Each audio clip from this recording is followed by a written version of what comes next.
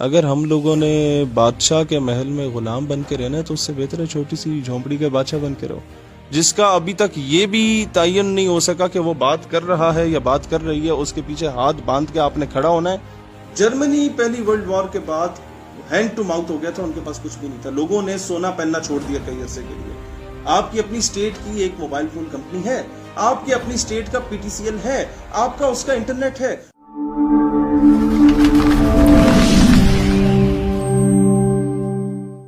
अस्सलाम वालेकुम नाजरीन, आप देख रहे हैं डेली जिद्दत और मैं हूं चौधरी हमाद। नाजरीन, इस टाइम हम मौजूद हैं नौजवान लीडर जो कि मुख्तलिफ इवेंट्स पे आपको स्क्रीन पे नज़र आते हैं। कभी इसराइल के ख़िलाफ़ बोलने का मामला हो, मुसलमानों के हक़ की बात हो, नामूस रिसालत की बात हो, तो आप इनको अक्सर अपने मीडिया पे हक़ की आवाज़ बुलंद करते हुए देखते हैं। हमारे साथ मौजूद हैं शहीर सियालवी साहब, जो कि किसी तारुफ़ के मोहताज नहीं है। हाल ही में इन्होंने एक नौजवानों की पार्टी सियासी जमात बनाई है, जिस पे इनका दावा ये है कि ये नौजवानों की वाहिद ऐसी सियासी जमात है जो मुस्तकबिल में पाकिस्तान की सबसे वाज़े अक्सरियत हासिल करने वाली नौजवानों की नुमाइंदा जमात होगी। इनसे बात करेंगे। सबसे पहले तो अस्सलाम वालेकुम शहीर साहब, कैसे हैं? खैरियत से? अल्लाह का बहुत करम, वालेकुम अस्सलाम, और बहुत नवाजिश आपकी कि आपने वक्त दिया। अच्छा, ऑडियंस को बताइएगा कि आपकी इस जदोजहद का सिलसिला कब से शुरू हुआ, कहाँ से शुरू हुआ? बहुत सारे नौजवान हज़ारों की लाखों की तादाद में पाकिस्तान में अपने अपने काम करते हैं, लेकिन ये ऐसा क्या मामला हुआ कि आपने इस मुल्क को जो है वो इस मुल्क के लिए खिदमत देने की सोची? ऐसा क्या कोई इवेंट हुआ कोई ज़िंदगी में? आप why you came in this field? देखिए, सबसे बड़ी जो वजह है वो मैं ये समझता हूँ कि हमारे लोग 12-12 साल सियासतदानों के नारे लगाते हुए तंग आ चुके थे। कभी किसी खान साहब का नारा लगाएंगे, कभी किसी चौधरी साहब का नारा लगाएंगे, कभी किसी मलिक साहब का नारा लगाएंगे। मसला सर ये है कि जब उसको मेन स्ट्रीम में लाने का वक्त आता है तो जो मलिक साहब होते हैं या चौधरी साहब होते हैं वो उस बच्चे को टिश्यू पेपर जिस तरह इस्तेमाल शुदा होता है उस तरीके से फेंक देते हैं। उस बच्चे पे उसी खान साहब की वजह से जब एफआईआर काटी जाती है तो वो उसके पीछे उसकी कॉल उठाने तक को तैयार नहीं होता। तो हमने ये देखा कि हमारे साथ एमएसएफ के स्टूडेंट्स थे, पीएसएफ के स्टूडेंट्स थे, तहरीक इंसाफ के आईएसएफ के स्टूडेंट्स थे, हमारे साथ जमीयत, एटीआई, बाकी जगहों के स्टूडेंट्स थे। हमने देखा कि यार कौन सी पॉलिटिकल पार्टी ज्वाइन करनी चाहिए। 11 साल तो हमने स्टूडेंट पॉलिटिक्स में एक तवील जदोजहद कर ली। देन वी डिसाइडेड कि यार अगर हम लोगों ने बादशाह के महल में ग़ुलाम बन के रहना है तो उससे बेहतर है छोटी सी झोंपड़ी के बादशाह बन के रहो, और एक आज़ाद हैसियत में दिलेराना अंदाज में आप बात करने के काबिल हो। अब या तो हमने फैसला करना था कि एक ऐसा बंदा जिसका अभी तक ये भी तयन नहीं हो सका कि वो बात कर रहा है या बात कर रही है, उसके पीछे हाथ बांध के आपने खड़ा होना है, जिसे विरसे में पूरी पार्टी की क़यादत मिल गई है, या फिर आपने एक आज़ाद हैसियत में ख़ुद मेन स्ट्रीम में आना है। तो हमने फ़ैसला किया कि हम लोग अपनी पॉलिटिकल पार्टी लॉन्च करेंगे। शहीर साहब, ये बताइएगा कि इस टाइम जो सर्कमस्टांसेस हैं इस मुल्क में कि पीटीआई हुकूमत में होने के बावजूद आवाम को सड़कों पे लाने पे मजबूर है। अपोजिशन में है, इसीलिए वो सड़कों पे आना चाहती है कि जी महंगाई हो रही है, और जिस महंगाई के ख़िलाफ़ बोल बोल के खान साहब ने वोट लिए थे, उसी महंगाई के ख़िलाफ़ आज अपोजिशन सड़कों पे है। तो आपको क्या लगता है, ये हुकूमत जो है वो जिस तरह कहा जा रहा है, अपोजिशन का दावा कि हुकूमत ख़तरे में, हुकूमत कहती है कि हम और मजबूत होने जा रहे हैं, तो आपके ख्याल में ये क्या होने जा रहा है, इस पे बताइएगा। देखिए, मैं आपको ये बात अर्ज करना चाहता हूँ कि जब ऑपोजिशन से सवाल किया जाता है आप लॉन्ग मार्च क्यों निकाल रहे हैं, तो वो कहते हैं हम लोग महंगाई के ख़िलाफ़ निकाल रहे हैं। दूसरा सवाल किया जाता है कि फिर बताएं कि पेट्रोल की प्राइस जो हाई है उसको आप लो डाउन कैसे करेंगे, तो उसने कहा नहीं ये तो इंटरनेशनल रेट्स हैं। बाबा, इंटरनेशनल रेट्स हैं तो यही तो रोला इमरान खान डाल रहा है। जब मॉडल ऑपोजिशन के पास भी नहीं है, गवर्नमेंट के पास भी नहीं है, ये सिर्फ आवाम को सब्ज बाग दिखाने के लिए आई थी दोनों जमातें। हम लोगों ने 7 महीने खामोशी इख्तियार करके पूरा एक मैनिफेस्टो बनाया। आप हमसे इन्हें हमारे सामने बिठाएं, पीपल्स पार्टी को भी बिठाएं, नून को भी बिठाएं और पीटीआई को भी बिठाएं, और सर इनसे पूछे कर्जे मुकाने का आपके पास मॉडल क्या है, माशी तरक्की का मॉडल क्या है, रोजगार का मॉडल क्या है, वो घरों का मॉडल क्या है, झुग्गी वालों का मॉडल क्या है, और हमसे पूछें, इनके पास कोई मॉडल नहीं होगा। हम पूरा मॉडल आपके पास मॉडल है, आप सवाल करें, आप मईशत पे करें, आप कर्जों पे करें। पाकिस्तान का कर्जा जो है, चलें यहीं से कर्जे स्टार्ट करते मैं हैं इस पे आता हूँ सर। पाकिस्तान का कर्जा, जर्मनी पहली वर्ल्ड वॉर के बाद हैंड टू माउथ हो गया था, उनके पास कुछ भी नहीं था, लोगों ने सोना पहनना छोड़ दिया कई अरसे के लिए, और ये कहा गया था कि 1/4 of the entire property belongs to the state. घर में 4 कमरे हैं तो 1 कमरा रियासत का है, 4 कपड़े जोड़ों के पहनते हो 1 रियासत का, और 4 साइकिल्स हैं तो 1 रियासत की है। हमने कहा जिस बंदे का असासा जात, कुल असासा जात, गाड़ी घर सब कुछ ज़मीनें मिला के 10 करोड़ से ज़्यादा का है, उसका सिर्फ 10% आप रियासत को दे दें, आप अगले दिन कर्जों से मावरा हो जाएंगे। नंबर 1। नंबर 2 मॉडल आपको दे देता हूँ। दुबई में एतिसलात की कंपनी चलती है, सऊदीया में जैन की कंपनी चलती है जो आपको मोबाइल नेटवर्क फराम करती है। पाकिस्तान में 6 से 7 कंपनीज क्यों हैं?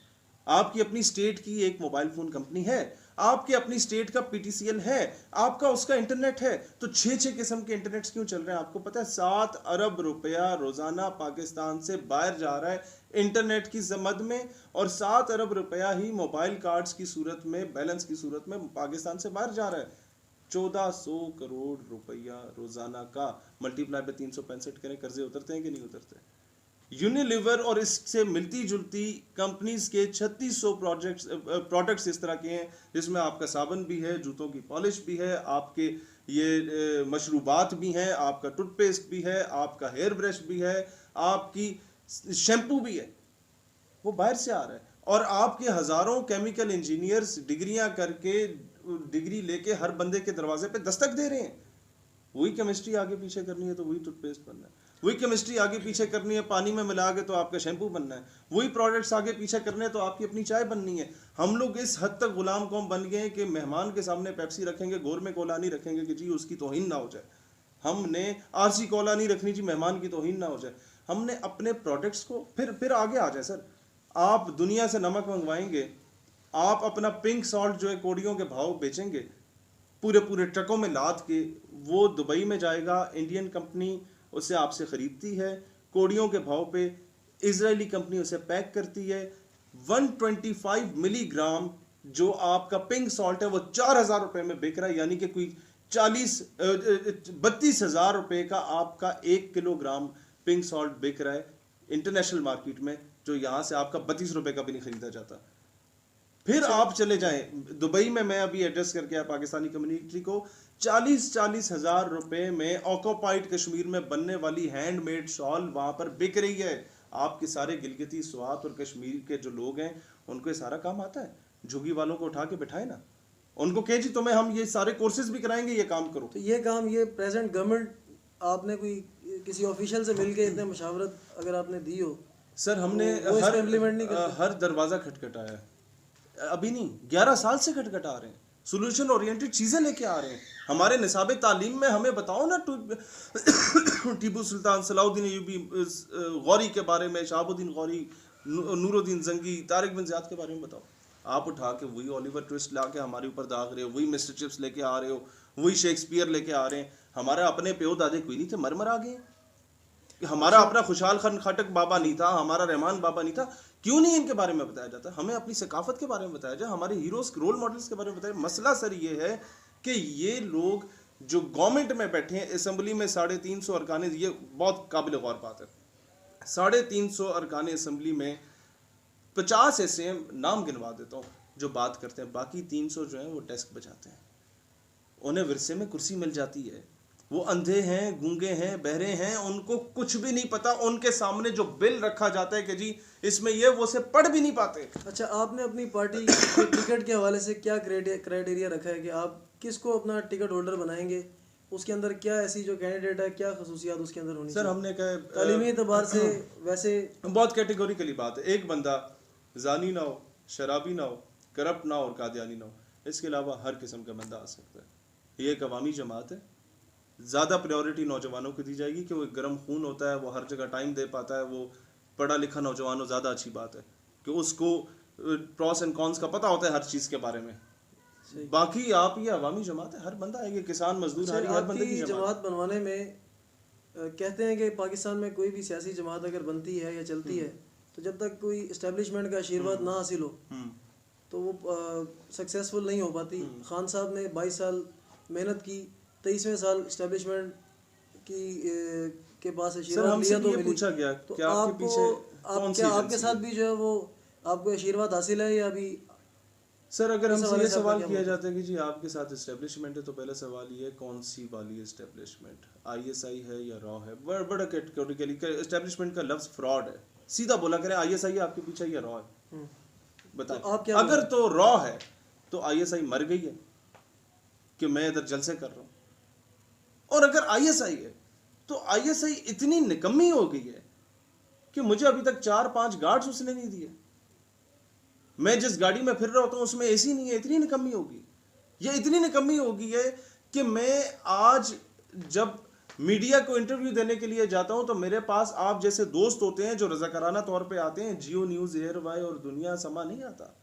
आईएसआई का इख्तियार ही नहीं है यार।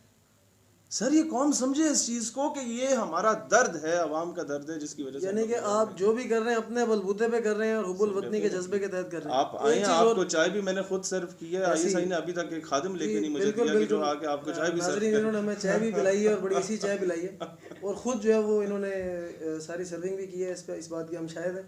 अच्छा ये बताइएगा कि ये जो नामूस रिसालत का इशू है सल्लल्लाहु अलैहि वसल्लम, और जो भी कोई रिलीजियस टॉपिक रेज होता है तो अमूमन ये राय कायम की जाती है कि जी ये उलमा का काम है, ये जो हमारी मजहबी 2-3 जमातें हैं वो ये काम करती हैं, इजारादारी बनाई हुई। तो आप जब ये काम, इसमें आपकी आवाज़ बहुत ज़्यादा उनसे ज़्यादा बुलंद हुई पिछले कुछ मामलात में, तो उनकी तरफ से आपको सपोर्ट मिली जो ऑलरेडी यहाँ पे मजहबी जमातें हैं, या उनकी तरफ से ऑब्जेक्शन आई, या न्यूट्रल रहे वो? नहीं, ऑब्जेक्शन आई क्योंकि कई लोगों का कारोबार रुक गया था।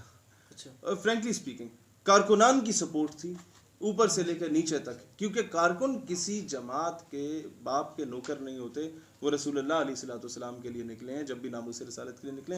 हाँ, जो लोग जिनकी फ्रेंचाइजें खुली हुई थी, जिनकी इजारादारी थी, जो ख़त्म नबूवत को बयान करने के लिए 40-40 हज़ार रुपये लिया करते थे, उनकी तो दुकानदारी को ख़तरा था कि यार ये यूनिवर्सिटी के लड़के आ गए, पैंट कोट टाई पहनने वाले, ये तो अपने खर्चे पे जाते हैं और अगले बंदे को पैसे भी दे आते हैं अपनी तरफ से 1000-1500 रुपये के, नहीं यार ये मेरी तरफ से भी कंट्रीब्यूशन आपकी महफिल में।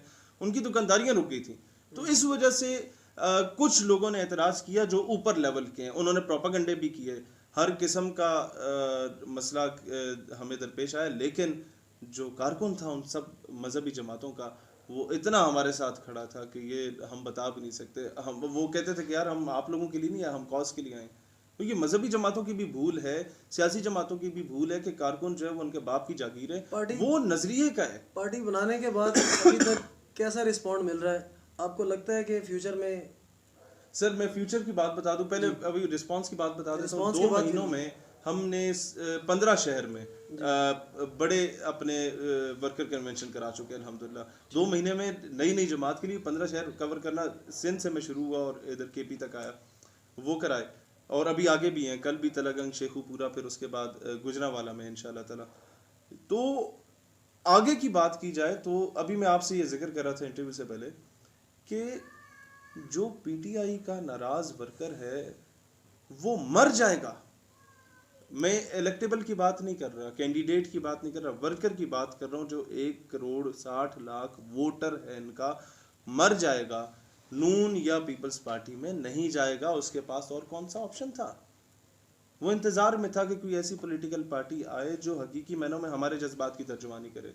मजहबी जमातों का वर्कर जो अपने लीडरान से मुतनफ़र हो चुका है कि तुम लोगों ने हमें फिरके में तकसीम कर दिया, ट्रक की बत्ती के पीछे लगाया, तुम लोग इतने सालों से काम कर रहे हो, नारे लगा रहे हो, आज तक इस्लाम आया क्यों नहीं? वो मुतनफ़र हो गया, उसने कहाँ जाना है, उसके पास और कोई ऑप्शन नहीं है। मुस्तकबिल हमारा बड़ा ब्राइट है, कोई बंदा पैदाइशी आपकी जमात का वर्कर नहीं होता, आपके पास वर्कर्स इधर उधर से ही आते हैं, आपने देखना होता है कि किस बंदे को रखना है, किसको नहीं रखना। हमारे पास एक बहुत बड़ा तूफान हमारा इंतज़ार कर रहा है अल्हम्दुलिल्लाह। अच्छा, घर में कितना टाइम देते हैं आगे? थ्रू आउट घरेलू लाइफ के हवाले से कोई प्लानिंग? कोई घर वाले नहीं कहते कि आप शादी कर लो भाई? नहीं, शादी माशाल्लाह मेरा 2.25 साल का बेटा है तो माशाल्लाह। माशाल्लाह वो बेटा आपको नहीं कहता कि बाबा जी हमें भी टाइम दें? आप जब देखें अभी तो बाहर ही बेचारा होते हैं। आ हुई करता है, लेकिन यह है कि मैं पूरा हफ्ते में अगर 4-5 दिन सफ़र में होता हूँ तो 2 दिन बच्चों को कहीं ना कहीं घुमाने फिराने ले जाता हूँ। अच्छा, अगर इन फ्यूचर आप गवर्नमेंट में आते हैं तो कोई 4 से 5 ऐसे इनिशियल स्टेप्स बताएं जो इस टाइम हमारी आवाम के लिए बहुत ज़रूरी हैं, और जैसे अवाम, क्योंकि पीटीआई भी आई लेकिन उसके आने के बाद भी अवाम अभी तक बेचारी परेशान है। मैं पहले महंगाई कोई भी अवाम की जो है ना वो महंगाई मेरी सेकंड प्रायोरिटी होगी, पहली प्रायोरिटी नहीं पहले जो 2-3 स्टेप्स हैं वो आप बताएं। पहले स्टेप्स में मैं बताना चाहता हूँ। देखें आप घर क्योंकि ये फिर निकाल के हमने आपको सुनाने के बाद में मैं आज कहना चाहता हूँ आवाम को ऑन रिकॉर्ड भी रख लें कि महंगाई मेरी पहली प्रायोरिटी नहीं होगी, दूसरी या तीसरी प्रायोरिटी होगी। पहली, क्योंकि झूठ मैं नहीं बोलूंगा आवाम से कि बाद में मेरा गिरबान पकड़े। पहली प्रायोरिटी ये होगी कि मेरे पाकिस्तानी की इज्जत हो इंटरनेशनल स्टेजर पे, वो तब होगी जब आपने किसी से कर्जा लिया, वो कहेगा मेरे जूते पॉलिश करो, मेरी गाड़ी पे कपड़ा मारो। वो हमारी बेटी को उठा के आफिया सिद्दीकी की सूरत में ले जाते हैं, हम कुछ नहीं कह सकते। पहले वो कर्जा वापस कराना है, वो कर्जा वापस हो जाएगा, फिर आएंगे जी महंगाई मसला है, अच्छा रोटी कपड़ा मकान मसला है, बेरोजगारी मसला है, जो भी मसला है उस पे आके हम लोग बात कर सकते हैं।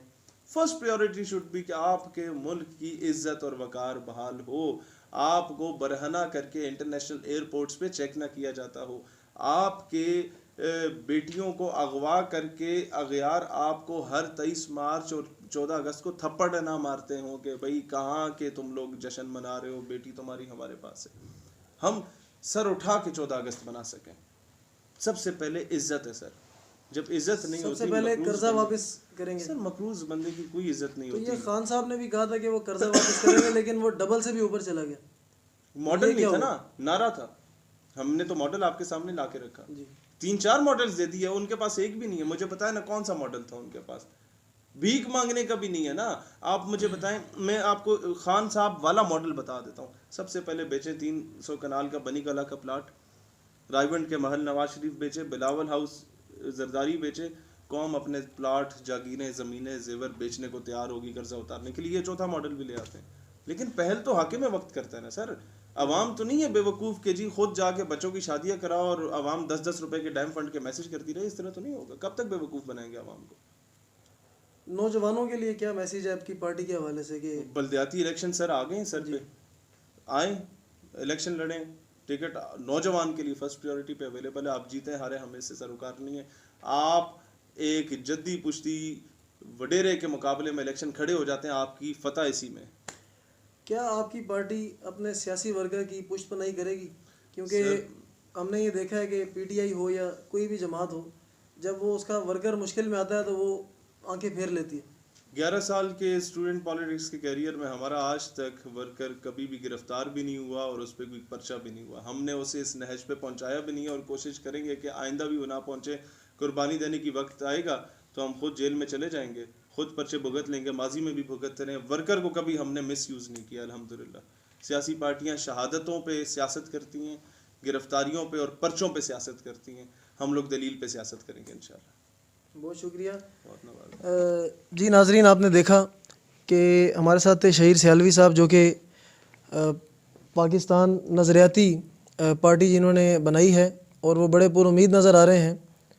और इनका ये दावा है कि हमारी जद्दोजहद के बाद जब हम गवर्नमेंट में आएंगे तो सबसे पहले कर्ज़े इस मुल्क के दूर करेंगे, और जब कर्ज़े दूर हो जाएंगे तो हमारी इज़्ज़त और वक़ार पूरी दुनिया में दोबारा से बुलंदो बाला होना शुरू हो जाएगा। अपने मेज़बान चौधरी हमाद को इजाज़त दीजिए। कैमरामैन उस्मान जट के साथ, डेली जिद्दत, कराची।